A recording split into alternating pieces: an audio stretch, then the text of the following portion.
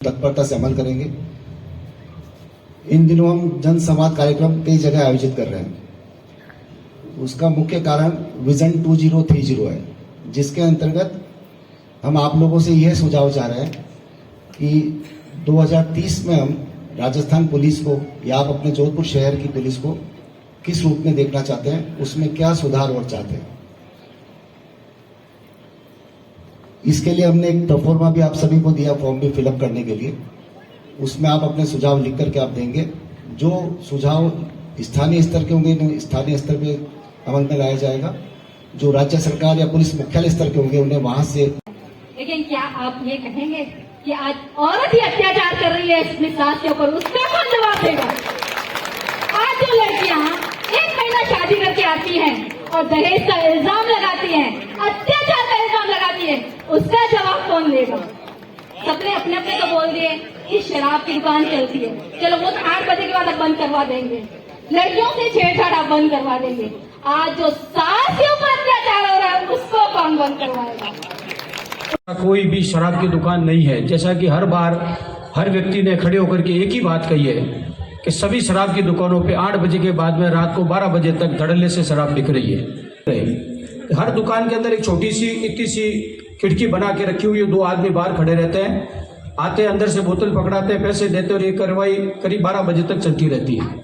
तो इसमें सर्वप्रथम आप सख्ती से निर्णय लें, जिससे रात को हमारी जो बहन बेटी या आम नागरिक जो उस सड़क से गुजरता है, आप डालीबाई चौराहे की मुख्य रोड के ऊपर 2-3 बार अखबार के अंदर आके आया हुआ है, आप जाकर के। और मैं आगे गुजारिश करता हूं कि जो आप एनजीओ की ये थानों के अंदर जो मीटिंग रखते हैं सीएनजी मेंबरों की, ये आप वार्ड स्तर के ऊपर समाज सेवी संस्थाएं वहां के लोगों से, प्रबुद्ध नागरिकों से भी, कि आपके आने वाले 10-10 8-8 10-10 साल के सीएनजी मेंबर बने हुए हैं, वो कभी हटते नहीं है। आम जो वार्ड का नागरिक है वो प्रताड़ित है, वो आपसे डायरेक्ट नहीं जुड़ पाता है। तो मेरा निवेदन है वार्ड स्तर के ऊपर सामाजिक संस्थाओं के माध्यम से, जो सामाजिक संस्थाएं हैं वहां के प्रबुद्ध नागरिक है, हर वार्ड में जाकर के पुलिस प्रशासन महीने में 2 महीने में इस तरह की आपस में संवाद स्थापित करें, जिससे उच्च क्षेत्र में होने वाले अपराधों के ऊपर कंट्रोल मिल सके। धन्यवाद। जय हिंद। स्टडी का स्कॉलर हूँ। जैसा कि कई लोगों ने बताया कि नशे की शिकायत जो है कभी उड़ता पंजाब ना बन जाए, ये बिल्कुल गलत है। पुलिस का खौफ है। पुलिस कमिश्नर साहब के नेतृत्व में बड़े बड़े तस्करों को, बड़े बड़े अपराधियों को जो भी धरपकड़ जारी की है, तारीफ काबिल है। पुलिस ने अपने जो है बिल्कुल सराहनीय कार्य किया है। और पुलिस जिस तरीके से आज कार्य कर रही है, जोधपुर जिला जो है राजस्थान में ये कह सकते हैं कि अपराधों में सबसे ग्राफ नीचे है। ये बड़ा तो जनता और प्रशासन दोनों के लिए सुविधाजनक रहेगा। दूसरा, मैं उदाहरण देना चाहता हूं कि शहर के अंदर जो वकीलों से सलाह लेकर के वेल प्लान से क्राइम चल रहा है, उस प्लान को तोड़ने के लिए आपको साइबर स्पेशलिस्ट लेकर के उसमें पिछले 4 साल में शहर में बहुत कमी आई है।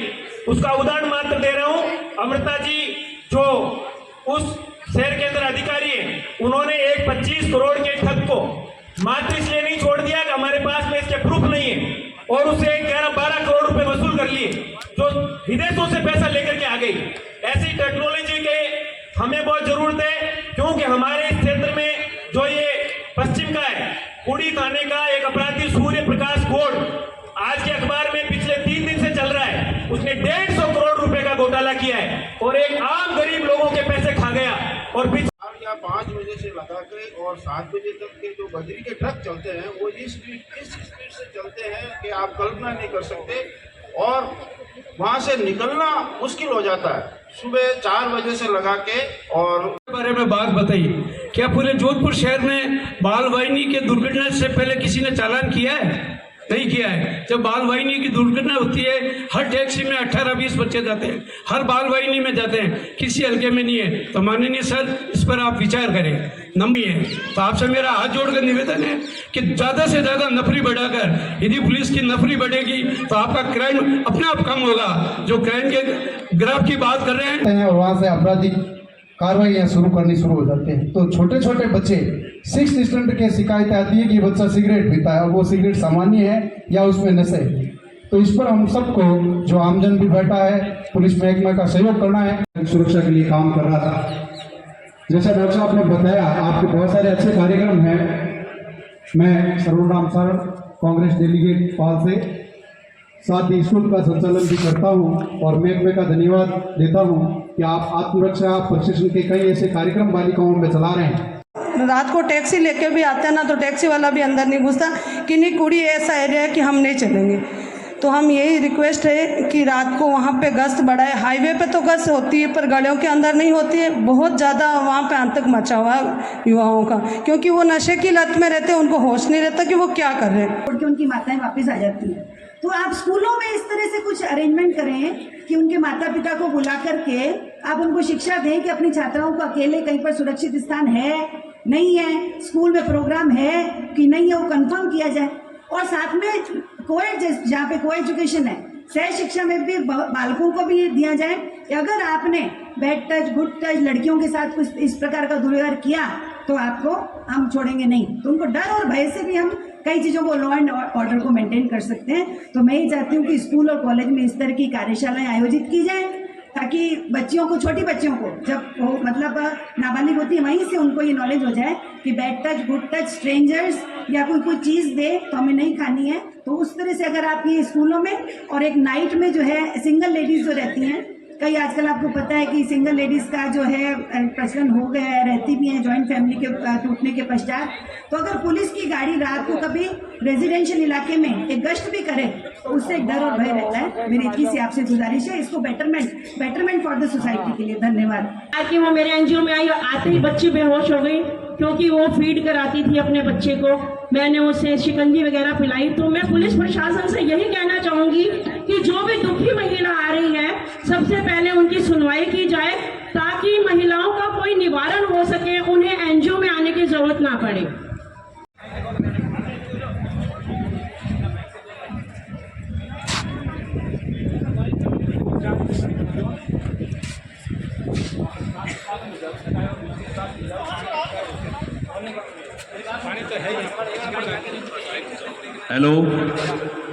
हेलो, मेरा नाम मुन्नालाल प्रजापत, निवासी झालामण, विधानसभा क्षेत्र लुणी।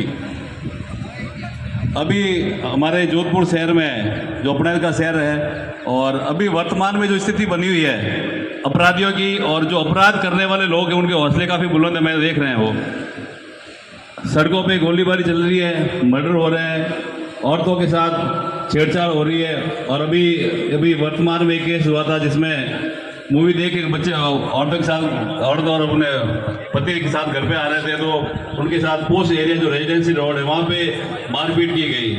और आज न्यूज़ भी थी उस अखबार में कि 5 अपराधी गिरफ्तार हो गए और एक अपराधी राजनीतिक दबाव के कारण उसको गिरफ्तार नहीं किया जा रहा है।